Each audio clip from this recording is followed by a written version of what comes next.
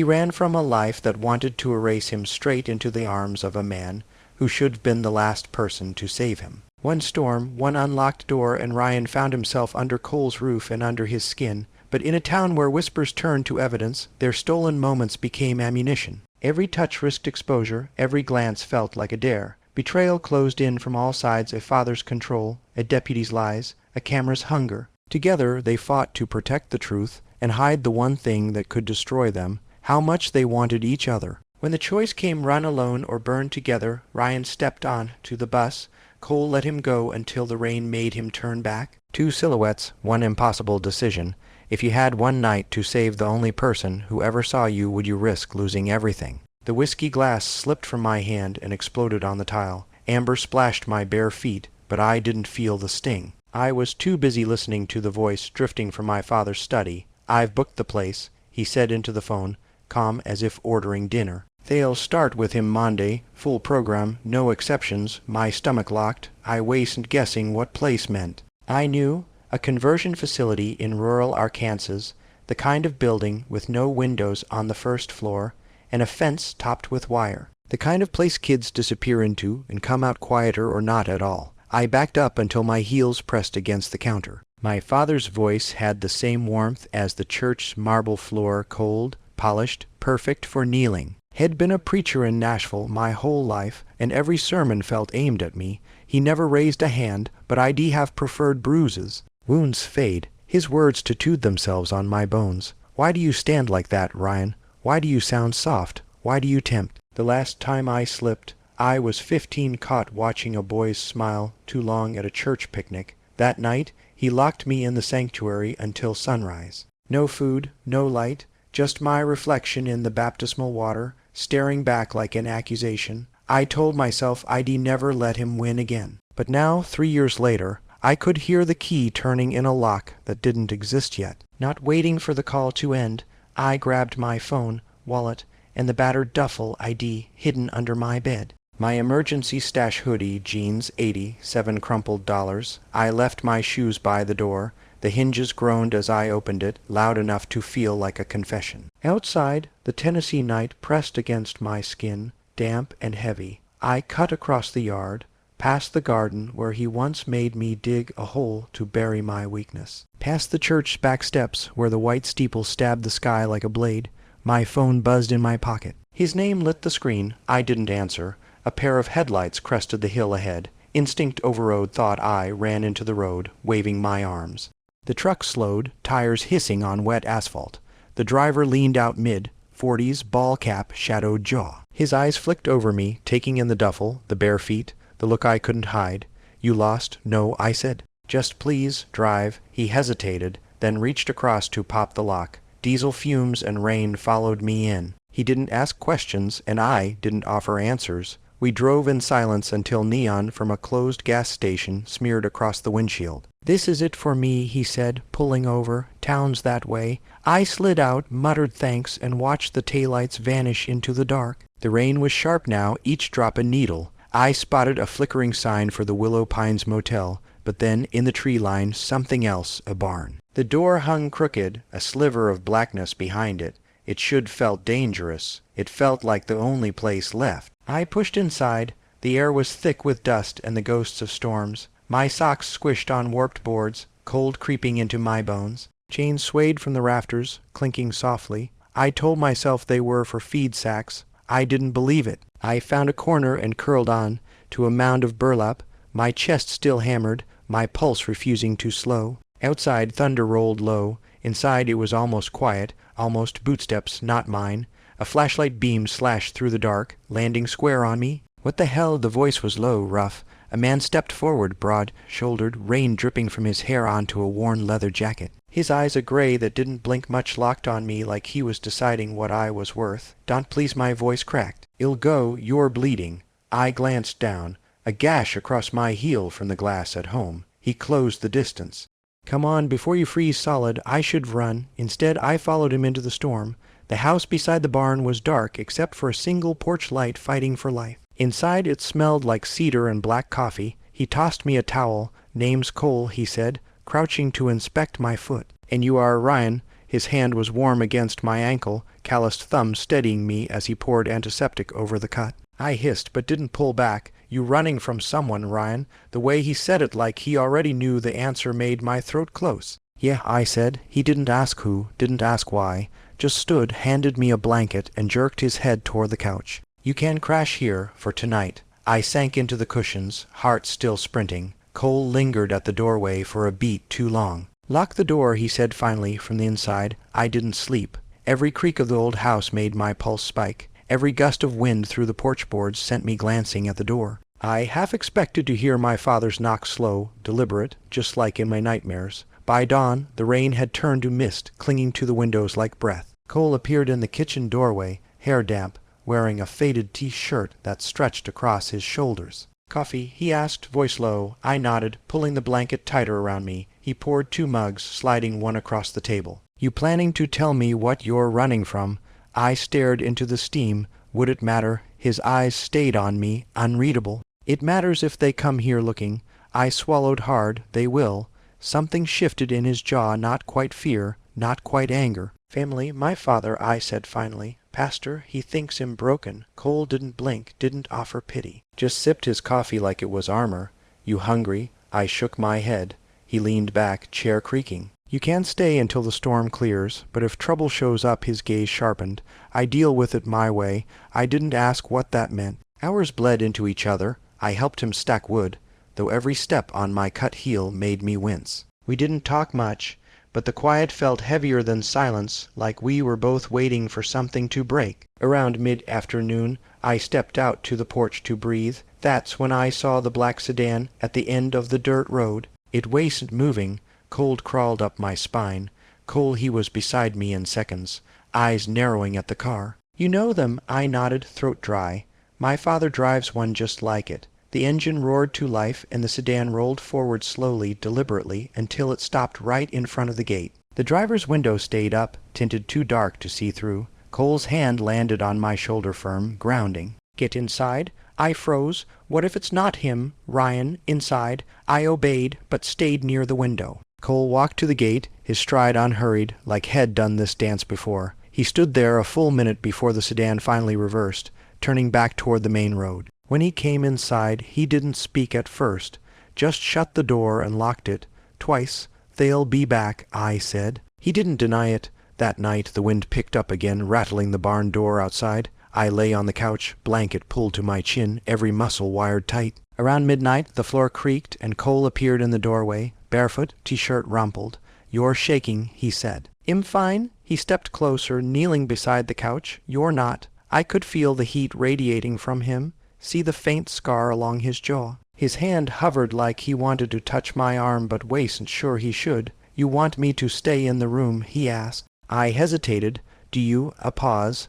Then, "Yeah." He pulled the armchair closer to the couch, sitting where the shadows broke across his face. We didn't speak for a long time, just the sound of wind, and his steady breathing keeping me tethered. At some point, my eyes drifted shut. When I woke hours later, he was still there, elbows on his knees, watching the door, like he'd been waiting for someone or something to try it. And in that moment I knew, whatever Cole's past was, it had taught him one thing: when you let someone in, you guard them with your life. The storm lost its voice by evening, leaving the house humming with quiet. I sat on the kitchen counter in Cole's borrowed flannel and watched him work salt into a cast-iron pan with the same focus head used on careful, economical, too controlled. "You keep shaking," he said without looking up. "It'll stop," I lied. He nodded toward the stairs. "Shower's yours. Hot water's stubborn, but it listens if you do." Upstairs, the bathroom mirror fogged. Water ran hot, then honest. Steam loosened the tightness in my chest. When I reached for the towel, the door clicked. A hand slid in, holding a fresh shirt. "Don't slip," he said through the wood. "I'm good." Back in the bedroom, he was changing the sheets like the room needed a reset. His T-shirt tugged at his shoulders when he moved. I looked away too late. "Foot," he said, pointing to the bed. "Let me see." I sat. He knelt, warm hands steady on my ankle, unwrapping the bandage. The antiseptic bite made me hiss. "Breathe," he murmured in out. His thumb settled lightly on my shin like a switch he wouldn't flip. "Why Nashville?" he asked, still working. "Because leaving didn't feel like leaving if I stayed," I said, hating how honest that sounded. He glanced up. The space between us felt like fabric about to tear. "Ryan," he said, testing my name. "You're a kid. 19 isn't a ghost," I said. He stuttered straight disguised as movement and tossed me the shirt. It was soft, old, warmer than the air. I pulled it on and felt an ache that wasn't pain. The lights dimmed, surged, died. The room dropped into dark until the generator coughed and settled into a low growl that vibrated the floorboards. "That thing always sounds like it's making up its mind," I said. "So am I," he replied. We ended up downstairs with mugs steaming like truce flags. Cole leaned against the counter. I took the opposite corner, hands wrapped around ceramic heat. "You can't stay," he said. "I know," he watched me, "but I don't want you walking into a war you can't win." "Then say stay," I whispered. He set his mug down carefully. "Don't make me choose with words." A truck rolled by on the road, slow tires hushing gravel. Light swept the kitchen. We both flinched. When it faded, the silence returned louder. I crossed the space. I wasn't brave. I was tired of being afraid. His breath met mine, first coffee and winter and hesitation. "Ryan," he warned. "I know," I said. "I'm not asking for forever." He didn't step back. My fingers found the seam of his sleeve and followed it to his wrist. His pulse thrummed under my thumb, the one honest clock in the house. "This is a bad idea," he said. "Then why does it feel like the first good one?" He closed his eyes like he was listening to something inside his chest that had a vote. "Turn around," he said. "Why, because if you look at me while I fail at being good, it'll fail faster." I didn't turn. I stepped closer until the heat of him erased the room. My fingers lifted, found his jaw where a faint nick had dried into a thin line. He swallowed it, brushed my knuckle. "You're still shaking," he said, still lying. His hand rose to my waist. "No pull, no push just there, like a door held open." We stood like that, bodies not touching enough to count, but too close to lie about. My breath found the hollow under his ear. His jaw clenched, eased. Metal banged outside, not thunder. He moved first, peeling away like it cost him. He grabbed the flashlight and nodded to the hallway. "Stay behind me." The porch was colder than honesty. The barn door rocked on a loosened hinge. No car at the gate. No footsteps. Just wind making everything seem intentional. He checked the latch, shoulders tense under a sky that hadn't decided if it was done with us. Inside, he locked up and set the flashlight on the table. "We can't keep doing this," he said. "Doing what?" "Letting a quiet room convince us we're safe." I nodded like I agreed. "I didn't." "Then don't say it. Tell me to go." He stared for a long, exacting beat. "I can't," he said. He stepped forward until the inches died. His forehead touched mine.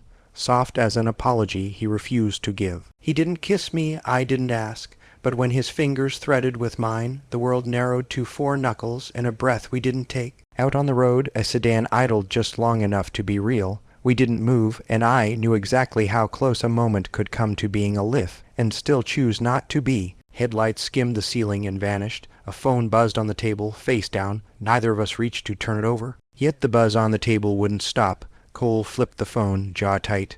One line filled the screen. "Call me ASAP." "Avery, who's Avery?" I asked. He locked the screen. Nobody. 3 heavy knocks hit the door. Cole opened it a crack. "Evening," a man said. "Badge, raincoat, Deputy Avery Ross. Pastor Bennett filed a welfare check. Says his son might be here." The name hit like a cold slap. "You got a warrant?" Cole asked. "Not yet." "Mind if I look around?" "No." Ross lowered his voice. "Cole porch." They stepped outside. Through the curtain I saw the black sedan at the end of the drive, one headlight weak. My father's silhouette behind the glass like a stain that wouldn't wash out. The deputy handed Cole something paper, folded neat.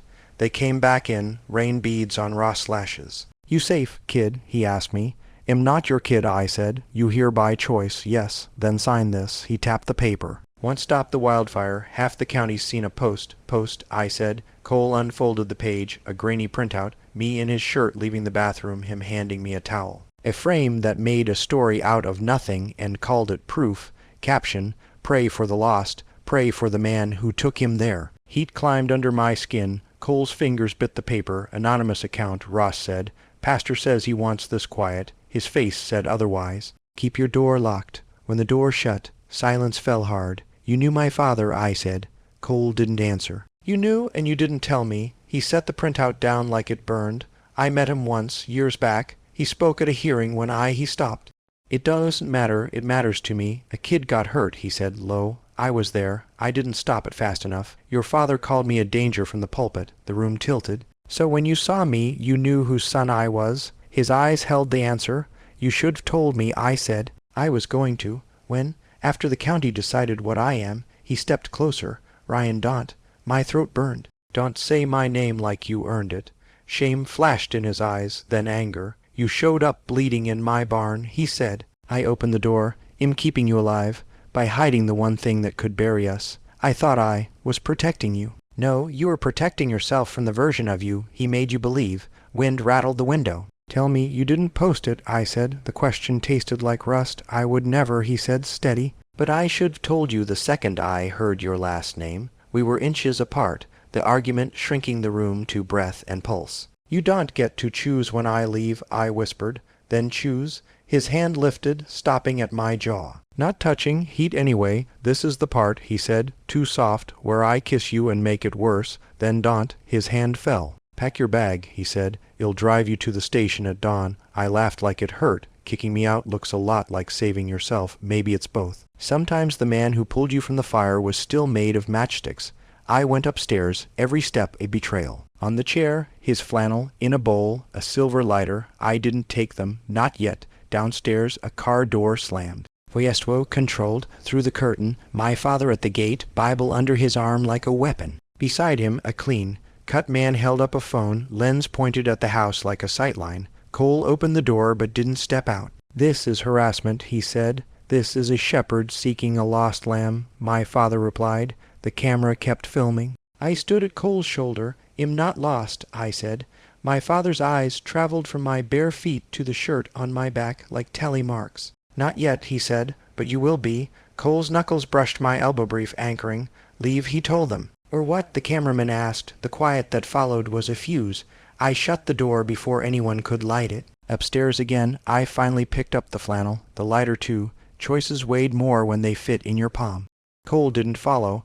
I lay back and listened to the house list its secrets. By the time the first thin thread of morning slid under the curtains, my bag was packed. I wasn't sure if I was leaving, but the room already felt like I had. The pillow held warmth. I left before the light figured out how to be morning. My bag felt heavier than truth. I didn't take the flannel or the lighter. I told myself that was restraint. Frost hissed under my soles on the way to town. The church steeple rose like a finger. A pickup drifted beside me. Boys from youth group filming. Hey, Bennett, one called. Smile for the prayer chain. I kept walking.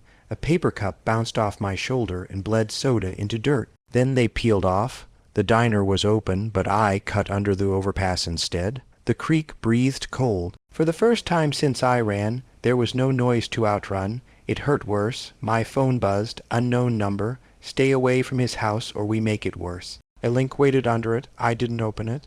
The thumbnail was Inam in Cole's kitchen, hair damp, his hand near my jaw like a confession. Ryan, I thought I imagined it. Then boots slid on gravel, and he crouched beside me, coat open, eyes blown with worry. You can't be here, I said. Neither can you. He touched my fingers. Your ice. Im fine. He glanced at my phone, jaw locking. They are baiting you into daylight. Im already angry. He wrapped his coat around me. He'd stunned me quiet. Stand, he said. My ankle folded. He caught me own arm at my back. The other under my knee lifted. He put me in his truck, cranked the heat, watched my hands warm. You left a note, I said. What note? I'll drive you at dawn. He stared at the road a beat, then pulled away. Back at the house, he moved like a training video. Stove on, towel down, first, Dade kit open. He cleaned the cut with steady hands. When it stung, my fingers caught his wrist. He didn't pull away. You can still go, he said softly. After I wrap this, I know. He draped the flannel over my shoulders anyway. Cedar and smoke loosened a knot in my chest. Keep it, he said. Gifts feel like traps, then call it a loan. It would have been easy to pretend the county ended at the porch. Generator hum, his breath near my cheek, my shoulder brushing his shirt. A knock split the room in two. Two, then three, the pause of authority. Cole opened the door. Deputy Ross stood with another officer and a woman in a navy blazer, clutching a folder like a verdict. A black sedan idled at the gate, my father's silhouette waited behind the glare. The cameraman lifted his lens. Emergency hearing, Ross said. Judge wants to speak to the boy. Am not a boy, I said. The woman smiled without her eyes. Temporary guardianship petition. If you come with us and make a statement, no, Cole said. He's here by choice, Ross sighed. This is a message. They want you scared. It's working, I said. If he refuses, the woman added, we escalate. On what grounds? Cole asked. Community safety, she said. And reputation. Whose? I asked. She didn't answer. My father's door opened. He didn't approach. He didn't need to. The camera did the walking. I made my choice. Am not going. Ross lifted his hands like head, expected as much, and liked it less. Then lock your doors, he said, and stay off your phone. They left. The sedan lingered. The lens didn't blink. When the door shut, adrenaline slid off my spine in slow inches. This won't stop, I said. No, Cole said. It will change shape. He lifted the flannel back onto my shoulders. Fingers brushed my collarbone. Heat bloomed where touch ended. If I were selfish, he said, I'd ask you to stay. I waited. Am not, he finished. There it wastes. New break. Cleaner and deeper. I nodded like we were bargaining instead of bleeding. Give me 10 minutes, I said. I'll pack. He stepped back so fast the air cooled. I'll warm the truck. He left me the room and the shirt, and the small stupid hope had changed his mind before the engine turned over. I folded the flannel like it was fragile and set it on the chair. Then I didn't move. Outside, the sedan rolled away. Inside, the house waited for someone to decide who it belonged to. I touched Cole's lighter on the table, felt the rumor of a flame hadn't happened yet, and slid it into my pocket. He came back. Ready? No, I said, standing anyway, but I'll go. Behind us, the generator clicked and fell silent, like the house held its breath, waiting to see which of us would break first. We didn't touch as we crossed the porch. The wind lifted the hair at my neck. I paused at the top plank. He didn't stop me, not this time. We didn't speak on the drive. The road unspooled in the headlights like a dare. I kept Cole's lighter in my fist until the metal warmed to my skin. He glanced at it once, then back to the mirror. They are behind us, he said. Black sedan, one headlight weak. It held the lane like it owned it. Keep driving, I said. He did pass the church, past the diner, past the bus stop where I'd once promised myself I'd get out. At the four-way, the sedan flashed brights. Cole turned on. To the service road anyway. Ryan, he said, low. If I tell you to run, you run. I'm tired of running. Then we fight smarter. Blue lights wash the trees. A second car slid in front of us and braked. Cole cursed and eased to a stop. Deputy Ross stepped out, palm raised. He came to my window, breath fogging the glass out. Both of you. Cole kept his hands on the wheel. Warrant, emergency order, Ross said, tapping a folded paper against his thigh. Judge wants statements. Now, the sedan door opened. My father didn't climb out all the way just enough to be seen. The cameraman did the rest. Lens pointed into our cab like a blade. Ross lowered his voice. I'm trying to keep this from turning into a circus. Then stop inviting clowns, Cole said. Ross' jaw worked. You think I posted that video? You delivered the only copy that could have shown that angle, Cole snapped. Your bodycam saw my hallway. Ross' eyes flinched. I didn't post it, but you lost it, I said. Or you handed it to someone who did. Silence, not denial. The betrayal landed like a fist I didn't see coming. Not because I trusted Ross, because Cole had. The cameraman stepped closer. Look up for me, kid. I opened the door. Cole grabbed my sleeve. Don't. I'm done being framed through glass, I said, and slid out. Cold hit my face. The road hummed with engines and judgment. My father's gaze pinned me, calm as a sermon. Come home, he said. No, you don't even know who you are. I do, I said, and it isn't yours to fix. The cameraman moved for a better angle. Cole was out of the truck now, a wall at my back. Ross held the paper like a shield he didn't believe in. Say your piece, Ross muttered, and get back in the truck. My piece, I laughed. It sounded wrong in the night. Here it is. He never touched me. He fed me. He kept me warm. He watched my door while I slept because the world outside wanted a story more than it wanted me alive. My father's mouth tightened. You think that man is safety, he is appetite. Then why hasn't he eaten? I snapped. Cole's fingers brushed my elbow, quieting me by a degree I hated and needed. The woman in the blazer appeared at Ross' shoulder, a phone in her hand. There's a new clip, she said, eyes on the screen. She held it up, grainy, my face turned toward Cole's, his hand near my jaw. The frame cut a breath before we didn't kiss. Someone had slowed it, added a caption, Predator comforts prey, heat burned up my neck, it's edited, editing Dawson trend, the cameraman said. Captions do. Cole exhaled like something inside him finally snapped.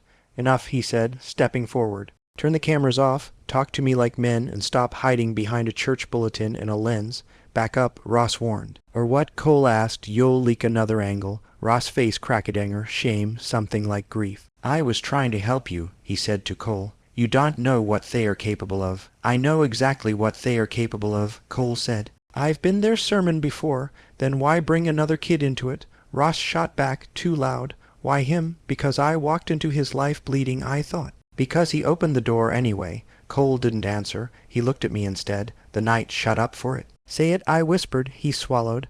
I wanted you to be safe. His voice shook, and I wanted you. The words tore the air. The cameraman leaned in. My father's eyes slid to the lens, satisfied. I stepped closer until our foreheads touched. She'd no kiss. Just heat and breath and a line we didn't cross. Then don't make me leave alone, I said. Run with me. Cole closed his eyes. I can't. Not like this. Something inside me fell through a floor I didn't know I was standing on. Then I will, I said, pulling back. Ross caught my sleeve. If you leave now, they'll make that the story. They already did, I said, slipping free. I turned to my father. You can't stop calling it love. It's control. You confuse mercy for weakness, he replied. And you confuse fear for God. The camera caught all of it. I climbed back into the truck and slammed the door. Cole didn't move. He stood between me and every person who wanted a piece. Last chance, Ross said, softer now. Come to the station. Make a clean record. We can ill make one, I cut in. Right now. I rolled down the window and looked into the lens. My name is Ryan Bennett. I'm 19. I left home because I was being sent away to be fixed. I wasn't taken. I ran. If you want to burn someone, burn the lie, not the people who didn't let it swallow me. The cameraman lowered his phone for the first time. My father didn't. Cole's hand hit the roof twice. Go. Then he walked back, slow, deliberate, and got in. He didn't start the engine. Not yet. Say it again, I said, voice barely there. That you wanted me. He stared at the road. I do, he said, and it terrifies me. I nodded. Good. Means we're alive. He turned the key. The truck shuddered awake. Ross didn't stop us. Maybe he couldn't. Maybe he finally understood that a story like ours only grows when you cage it. We pulled away. Headlights receded. The sedan didn't follow. For 3 miles neither of us spoke. At the next intersection, the bus station sign glowed like a choice. Where? Cole asked. Nowhere for a while, I said. Then somewhere that does know me. He gripped the wheel until his knuckles blanched. I can drive you. You already did, I said, farther than anyone. He parked by the curb. The terminal lights made everything look cleaner than it was. I opened the door, then stopped. Keep it, he said, nodding at the lighter in my hand. It was his, wasn't it? I asked. The one you lost. He didn't look at me. Yeah. I closed my fingers around it. It felt like a promise and a wound. If I go, I said, and you run after me, I'll mean it. He finished. I stepped out. The air tasted like metal and morning. Inside the station, a board clacked Town's ID never lived in. My phone buzzed. Unknown number, too late. We posted the new one, a link. I didn't open it. I looked back. Cole stood by the truck, one hand on the doorframe, the other in a fist at his side. We stared at each other across a parking lot that felt like a decade. The bus hissed. The driver called for tickets. I didn't wave. He didn't either. I took one step, then another. Behind me I heard an engine rev. I didn't turn. Not yet. The bus doors hissed shut like a secret sealing itself. I slid into a window seat, the lighter still in my palm, edges biting my skin. Outside, Cole stood frozen by his truck, rain starting again in sharp silver threads. The driver shifted into gear. We rolled forward. Cole didn't move. I told myself that was at the end. The county would chew on our names until it found new prey. The posts would circulate, captions sharpening until they cut clean through what little truth was left. But halfway to dawn, ramp, my phone buzzed. Unknown number, turn around. I didn't breathe. Another ping, I am coming. The bus slowed for the light. In the mirror above the driver, I saw headlights swing into view. His truck. I stood before my mind caught up. My hand hovered over the stop cord. The driver glanced at me, bored, waiting. Through the fogged glass, Cole's silhouette leaned forward over the wheel, jaw set, eyes locked on me like this waist. Just chasing this was choosing. The light turned green, the bus lurched. His truck kept pace. I pulled the cord. The chime sounded louder than the storm. The driver eased to the curb. My legs moved without permission. Step, step, down into the wet night. Cole killed the engine and stepped out into the rain, flannel hanging open, hair plastered to his forehead. He didn't speak, neither did I. We stood there, soaked inches apart, breathing like the world had narrowed to this one impossible street. "You still wearing it?" he asked, voice rough. I nodded. "You still mean it?" His answer was the smallest, most dangerous smile I'd ever seen. And then the bus pulled away, leaving us in the headlights, two people who should have let go, finally daring not to. The storm swallowed the rest.